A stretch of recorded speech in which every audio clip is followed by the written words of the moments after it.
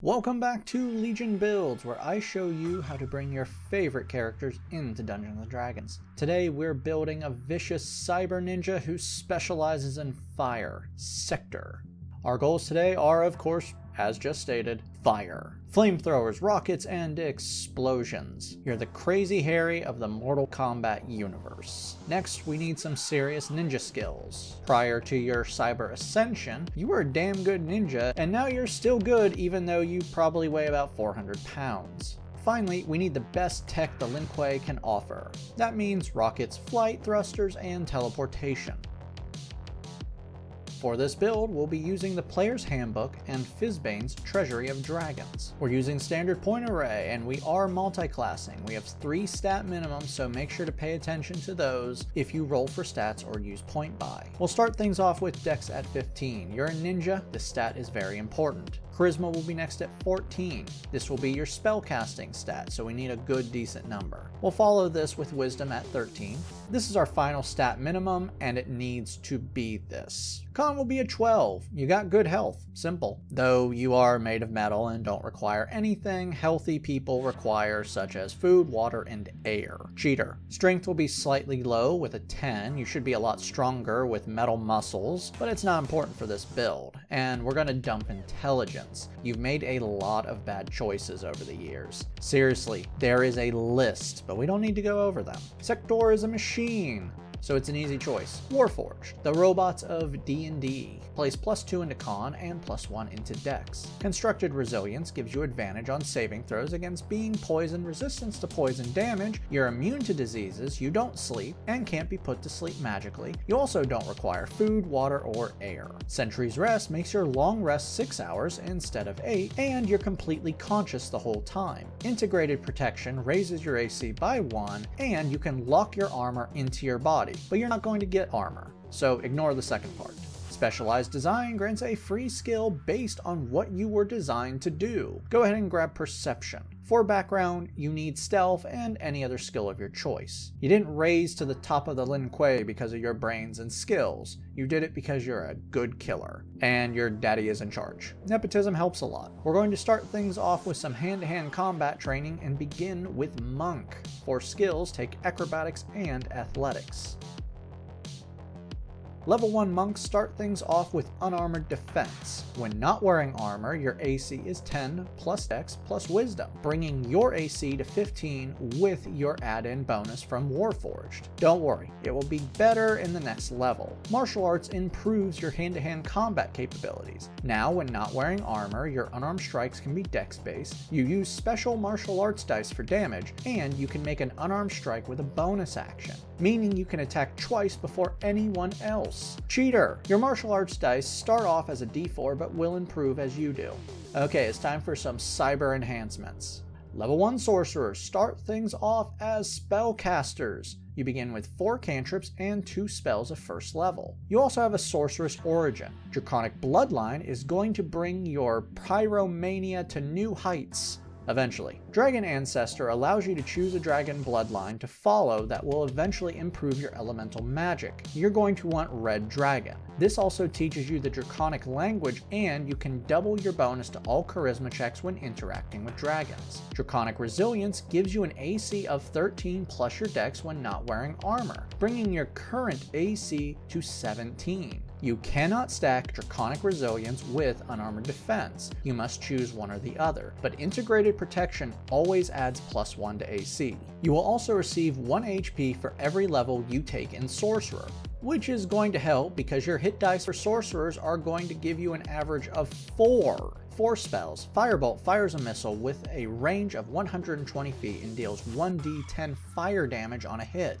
Control Flames lets you control non-magical flames that fill a 5-foot cube. You can extinguish the flames, double or halve the light of it, change the color, expand it by 5 feet, and create shapes with it. Create Bonfire creates a fire within a 5-foot cube that you can maintain for 1 minute. You can create this under someone's feet and force a dex save, causing 1d8 fire damage on a failure. Green Flame Blade ignites one weapon you are wielding. After hitting with this weapon, the fire attacks another target within 5 feet of the original, causing fire damage equal to your charisma modifier. Magic Missile fires 3 small missiles that auto-hit a target within 120 feet, dealing 1d4 plus 1 per missile. Burning Hands is a flamethrower in your wrist that fires a 15-foot cone, forcing a dex save on everyone within the cone, dealing 3d6 fire damage on a failure.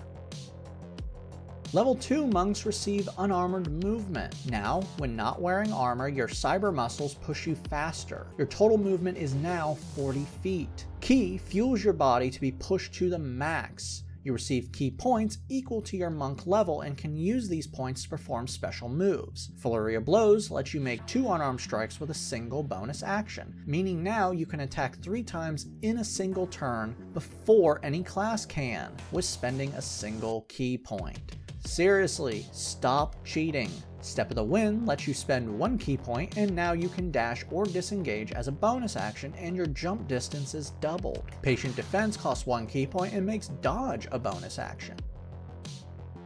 Level 3 monks gain Deflect Missiles. Now, as a reaction, you can reduce damage from a ranged melee attack by 1d10 plus dex plus your monk level. If you reduce the damage to 0 and you have an empty hand, you can catch the projectile and yeet it back. Ki-fueled attacks let you make an attack if you use an action to spend a Ki point. You also gain your subclass, and we have a theme here: Fire.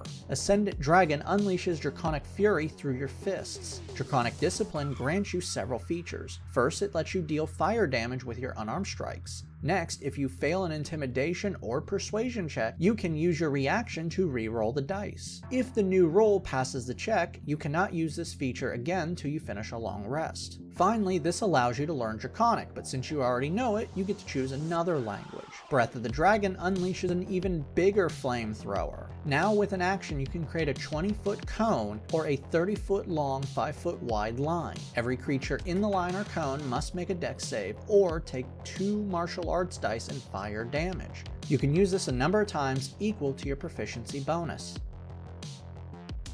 Level 4 monks earn our first ability score improvement. Place this into dex for better attacks and AC. Slow Fall lets you reduce falling damage as a reaction by 5 times your monk level. Quicken Healing lets you spend 2 Ki points and heal yourself by 1 martial arts dice plus your proficiency bonus. Your character level 5 now, which means Firebolt and Create Bonfire now do 2 damage dice apiece. Green Flame Blade now does 1d8 fire damage to the first target and 1d8 plus Charisma to the second target. Level 5 monks now have extra attack. You can now attack twice with a single attack action. Stunning Strike lets you stun enemies you hit, though the metal fists are probably doing that. After hitting a creature with a melee attack, you can spend 1 Ki point to force a con save. Should they fail, they are stunned until the start of your next turn. Focus Aim allows you to turn a miss into a hit. When you miss with an attack roll, you can spend 3 Ki points to add +2 to the roll for each point spent. Finally, your martial arts dice have been upgraded to a D6. Level 6 monks receive Ki Empowered Strikes. Your unarmed strikes are now magical. Wings Unfurled activates your rocket boosters when you use Step of the Wind, granting you a flying speed equal to your walking speed until the end of your turn. You can use this a number of times equal to your proficiency bonus. Speaking of walking speed, yours is now 45 feet. Level 2 sorcerers gain Font of Magic. This gives you a pool of sorcery points that eventually will allow you to do some pretty cool things, but for right now you can use them to regain spell slots or use spell slots to regain sorcery points. For your new spell, Featherfall stops all fall damage no matter the height. Level 3 sorcerers now have Metamagic. Metamagic options allow you to do things when you cast spells. For your options, Heightened spell forces disadvantage on a saving throw caused by one of your spells to one creature by spending 3 sorcery points, which is all you have right now, so use this when you feel like you need it. Empowered spell allows you to re-roll damage dice for a spell at the cost of 1 point. You can re-roll a number of dice equal to your charisma modifier. You also now have second level spells. For your new spell, Scorching Ray fires 3 beams of intense heat that cause 2d6 fire damage on a hit. You can fire all 3 beams at a single target or multiple targets. Level 4 sorcerers earn another ability score improvement, but let's grab a feat. Fey Touch adds +1 to wisdom and grants you 2 new spells that you can cast without using a spell slot once per long rest. For those spells, Gift of Alacrity adds 1d8 to your initiative roll for 8 hours. Misty Step is a 30-foot teleportation that you can take with a bonus action. For your new spell, Agonizar's Scorcher unleashes a roaring 30-foot long, 5-foot long line of fire. Each creature in the line must make a dex save or take 3d8 fire damage. You can also gain a new cantrip, Go Nuts. You have all the cantrips you need, and basically you have all the fire cantrips. Level 5 sorcerers now have access to 3rd level spells. For your new spell, it's time for a big boom.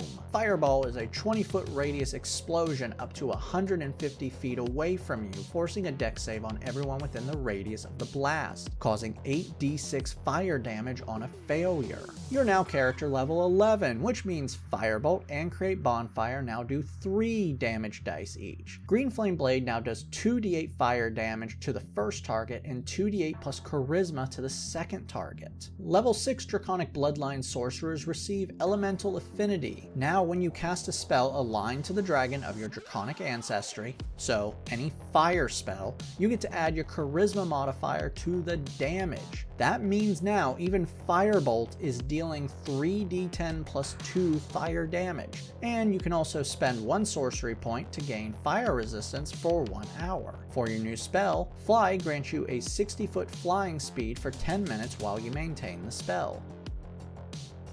Level 7 monks receive Evasion. Now when you pass a dex save, you receive no damage and half on a failure. Stillness of Mind allows you to end 1 effect on yourself that is causing you to be frightened or charmed. Level 8 monks receive another ability score improvement. Time to cap off dex for a great AC and better attack. Level 9 monks gain massive improvement to their unarmored movement. You can now run up vertical surfaces and run across liquids. You are not sticking to them, so if you stop, you fall. Level 10 monks have Purity of Body. You are now immune to all diseases and poisons, which, because you're made of metal, you should have already been that, but for some odd reason you weren't. Your unarmored movement is now upgraded to 50 feet.